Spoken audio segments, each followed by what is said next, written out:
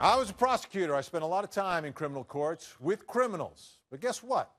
That's not the most dangerous place in a courthouse. The most dangerous place in a courthouse is family court, because that's where emotions run the highest. When lifelong partners break up, you never know how they're going to react. Sometimes they react in the courthouse, but more often it happens at home.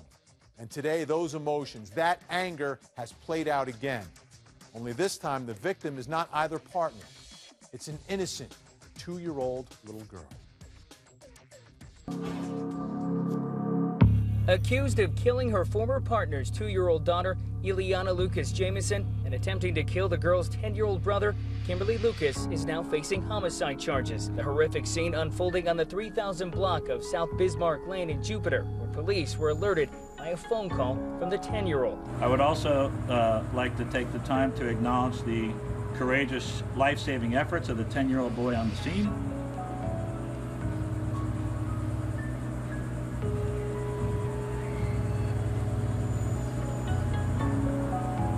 Who did everything he could to attempt to save his little sister's life. Jupiter Police Chief Frank Kitzrow can hardly finish his sentence. A probable cause affidavit reveals Lucas gave the little boy a pill and tried to give the girl a pill, but she didn't like it. That's when Lucas took the little girl to have a bath. The boy told police he felt sleepy, laid down, and when he woke up, Lucas was sleeping next to him. He ran to the bathroom for his sister, but the door was locked. So he grabbed a knife, broke in, and found his sister submerged in water. Investigators say after finding his sister, the 10-year-old boy started CPR and then called 911. The 2-year-old girl didn't make it, but police say her big brother lived up to his title, fighting to the very end to do everything to save his little sister. I think he's the bravest person I ever met.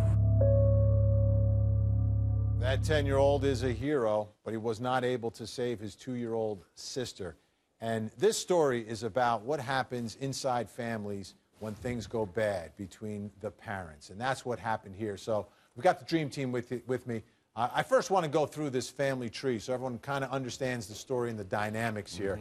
You've got Kimberly Lucas, who is the suspected killer, and then the mother of the 2 children here. And these 2 are in a relationship for 21 years together. She's the biological mother of the 2 children, and Kimberly Lucas, the suspected killer, is known as the other mom of the 2. You've got the 10-year-old who survived, even though she attempted to kill him, allegedly. But little Eliana, the 2-year-old girl, lost her life, and that's what this is all about. Let's take a look. We had a bond hearing this morning. The suspected killer showed up. Let's take a look. There she is in court today. And when you think about this type of case, this is really a parent killing a child, because that's the relationship. Those are the dynamics we're talking about here. One issue that is front and center here is going to be, I believe, a head injury. Okay? The suspected killer, according to her attorney, is disabled right now. She's collecting workers' comp. She had a severe head injury that she suffered before this incident, was actually on medication at the time. And when you look at what's going to happen here, Lonnie, and how this case will play out, you've got a parent killing a child. It's going to be insanity. It's going to be. It's not someone else did it. No, it's not an accident. No, it's going to be insanity. And I think it's going to relate back to this head injury, because she suffers the head injury, then this 21-year relationship is broken up, and then she allegedly kills the child and attempts to kill the other one. Right. You know, this head injury, we don't know what it is, but it definitely gives the defense attorney a lot to work with and to perhaps get to some type of mental illness or some type of effect on her brain so she doesn't understand what she's doing is right or wrong. But remember, it's pretty clear what the motive is here. I mean, it's revenge, right? She's upset about the breakup, and we're seeing this trend among people breaking up. Instead of going after the ex-spouse or hurting themselves, they go after the children in a vengeful way to get revenge on the spouse that's leaving or that wants the divorce. So there is a motive there. We've got the 10-year-old who's going to be an amazing witness, this young little man who's just such a hero and tried so hard to save his sister's life. But there's definitely going to be that mental illness defense coming up, no doubt. Yeah, so Eric, let's talk about, a head injury. Usually when we talk about the insanity defense, it's someone that is mentally ill. But here, if you have on top of that something that physically happened to her, that's what the defense is going to latch onto. That's what this case is going to be about. Well, I mean, he's going to focus in on her ability to recognize and appreciate the error in what it was she was doing. If it's because she has mental illness or because of the head injury, that is what the defense attorney is going to hone in, that at the time in which this happened, she was not able to fully comprehend or understand her actions. Yeah. So, Mike, you know, we've seen this scenario play out in different ways, Right. and it's always a difficult sell to a jury.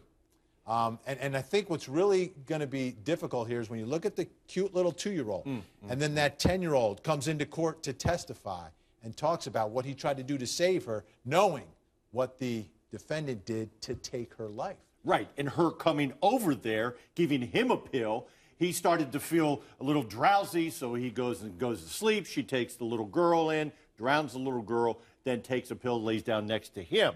But you know, they said that she also was a mental health professional, but apparently there's no license anywhere that says that she is. So, you know, what role did she actually play in the mental health field? And I think one thing that's going to be important is when they talk about the drowning, because it's a toddler, there won't be any signs of a struggle or anything as far as her actually drowning the child. So because of her mental condition, she could say that it was an accident. She may have been giving her a bath, took some medicine herself, and fell asleep, rather than to say that she intentionally held the child under and tried to drown her. Yeah. All right, we got a strange twist in the other mom murder investigation. That twist, what led police to the suspected killer's church? And what could have been an untimely sermon? According to a probable cause affidavit, police noticed a Word document open on the suspect's computer while on scene. It led them to Lucas's pastor, Pastor Lee Brown, who told investigators that the day before the incident, the sermon covered Genesis 22. This text of terror that has sent the fate of some plunging to the point of no return. In that sermon, God asked Abraham to sacrifice his son Isaac, but at the last minute, God stops him from doing so. The message of that sermon was the message of every sermon that we have here, which is about the redemption and the healing that we can find in God's love, even in the face of things we don't understand. And that's what the message was, and whatever happened in her mind is only God knows. Only God knows, but a jury may ultimately have to figure out what was going on inside her mind as she drowned this 2-year-old child. Her child, not her biological child, but she's raising this child, and she was partners with the child's biological mother. Now, this, too, as I bring back in the Dream Team, this is even bigger than the head injury, I think, because the only time I have seen the insanity defense succeed in court is when there's a religious element playing in the mind of the mom killer. I've seen it happen a couple times with Andrea Yates and with Delana Laney out in Texas, where they felt they were saving their children. And here you talk about the Genesis 22 passage, God asking Abraham to sacrifice his son Isaac. And, you know, you've got her killing her child. This is what this trial is going to focus on, Mike, and this is where, you know, you've got to figure out what was going on inside her mind. Especially a religious delusion, if you will, in this particular Only time case. I've seen it succeed with a jury is with the religious delusion. Exactly, and that's what they're going to play on here. And during the break, we said this Genesis adds 3 weeks to the case, and it does because they're going to go, okay, the traumatic head injury, what role did that play within the year of the breakup? Was she seeing a neurologist? Was she seeing a psychiatrist? Was she having any other delusions? What kind of medication was she on? Was it for delusions and hallucinations? Was she schizophrenic? These are all things that are going to come out. And, you know, did she know right from wrong when she did the act? The religious aspect will be huge here, Eric. Oh, I think it's very huge because this gives them more reasonable doubt. By allowing the religious aspect to come in, this allows them to go down another avenue, which create reasonable doubt that she may not have understood what she was doing at the time in which this happened. You know, Lonnie, anytime a parent kills a child, especially a mom kills a child, everyone's like, well, why? How could they do that? How could a mom do that? There must be something wrong. Well, the defense has been handed some things here. We know it's a huge uphill battle for them. But I am concerned. I am concerned because I've seen religion used successfully in front of juries. Because you can make the argument that she thought she was saving the child, not harming the child. Right, absolutely, Vinny. And in this case, you actually have that sermon just the day before. I mean, it's one thing to have the defendant or the attorney get up and say, oh, she thought these things, but really no proof of it. It's just sort of a theory. But in this case, you've got the pastor who's going to come in and say, this is what I taught from the pulpit, all about the sacrificing of this child because God wanted him to do it.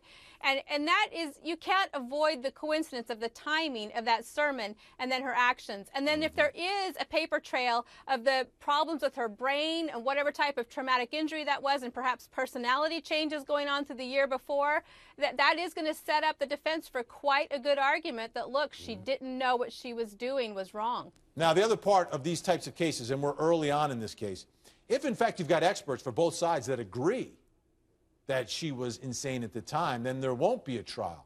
But oftentimes, you know, the prosecution side sees it differently than a defense expert may, Eric, and that's when things go to trial. Well, yeah, I mean, I'm sure the prosecution is not going to find an expert that's going to say she's crazy. They're going to try to find an expert that will say that regardless of her head injury, regardless of the sermon that she heard, she knew exactly what she was doing. And they're going to have competing psychiatrists, and this is going to make for an interesting trial. This is going to be it. All right, and we're going to continue to, of course, stay on this case and just take a moment in our thoughts, obviously, with the 10-year-old brother who tried to save his little girl. True hero. And the children's mom.